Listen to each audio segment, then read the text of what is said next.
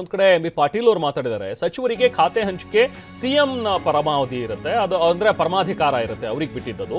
High command ಜೊತೆ ಚರ್ಚೆ ಮಾಡಿ ಅವ್ರ ಖಾತೆಗಳನ್ನ ಹಂಚಿಕೆ ಮಾಡ್ತಾರೆ ಅಂತ ಹೇಳಿ ಬೆಂಗಳೂರಿನಲ್ಲಿ ಸಚಿವ ಎಂ ಬಿ ಪಾಟೀಲ್ ಮಾತಾಡಿದ್ದಾರೆ.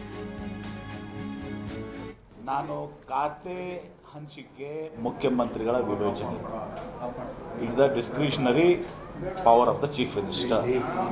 ಮುಖ್ಯಮಂತ್ರಿಗಳು ಕಾಂಗ್ರೆಸ್ ಪಕ್ಷದ ಅಧ್ಯಕ್ಷ ಅಂತ ಮಲ್ಲಿಕಾರ್ಜುನ್ ಖರ್ಗೆ ಅವ್ರ ಜೊತೆಗೆ, ರಾಹುಲ್ ಗಾಂಧಿಯವರು ನಮ್ಮ ವಿರೋಧ ಪಕ್ಷದ ನಾಯಕರು ಲೋಕಸಭೆ ನಮ್ಮ ನಾಯಕರ ಜೊತೆಗೆ, ಸಿದ್ದರಾಮಯ್ಯನವ್ರ ಜೊತೆಗೆ, ನಮ್ಮ ಮಾಜಿ ಮುಖ್ಯಮಂತ್ರಿಗಳು ನಮ್ಮ ನಾಯಕರು ಹಾಗೂ AICC ಪ್ರಧಾನ ಕಾರ್ಯದರ್ಶಿಗಳು ಶ್ರೀ ವೇಣುಗೋಪಾಲ್ ಅವರು ಏನು ಸಂಘಟನೆಗಿದ್ದಾರೆ ಮತ್ತು ಉಸ್ತುವಾರಿ ಶ್ರೀ ರಣದೀಪ್ ಸಿಂಗ್ ಅವರು ಎಲ್ಲರೂ ಕೂತ್ಕೊಂಡು ಅವರ ಒಂದು ಮಾರ್ಗದರ್ಶನದಲ್ಲಿ ಒಟ್ಟಿಗೆ ಇವತ್ತು ಸಹ ಖಾತೆಗಳನ್ನ ನಿರ್ಧಾರ ಮಾಡ್ತಾರೆ. ಇದು ಮುಖ್ಯಮಂತ್ರಿಗಳ ವಿವೇಚನೆ ಬಿಟ್ಟಿದ್ದು. ಹೀಗಾಗಿ ಖಾತೆ ವಿಚಾರಗಳು ಎಲ್ಲವೂ ಕೂಡ ಅಫಿಷಿಯಲ್ ಆಗಿ ಯಾವಾಗ ಅನೌನ್ಸ್ ಆಗುತ್ತೆ ಆವಾಗ ಎಲ್ಲರಿಗೂ ಗೊತ್ತಾಗುತ್ತೆ. ಅನೇಕ ಸಂದರ್ಭದಲ್ಲಿ ಕೆಲವೊಂದು ಮಾನದಂಡಗಳು ಇಟ್ಕೊಂಡು ಮಾಡ್ತಾರೆ.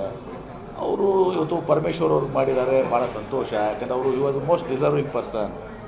ಭಾಳ 6-8 ವರ್ಷ ಅವರು ಸಹ KPCC ಅಧ್ಯಕ್ಷರಾಗಿ ಅವರು ಕೂಡ ಮುಖ್ಯಮಂತ್ರಿಗಳಾಗುವಂಥದ್ದು 60 ಜನ ಪಡ್ಕೊಂಡಂಥವ್ರು. ಹೀಗಾಗಿ ಅವ್ರಿಗಾಗಿದೆ, ಅದು ಭಾಳ ಸಂತೋಷ ಇದೆ. ಪರಮೇಶ್ವರ್ ಅವ್ರಿಗಾಗಿದ್ದು ನನಗಾದಷ್ಟೇ ಸಂತೋಷ ನನಗೆ ಕೂಡ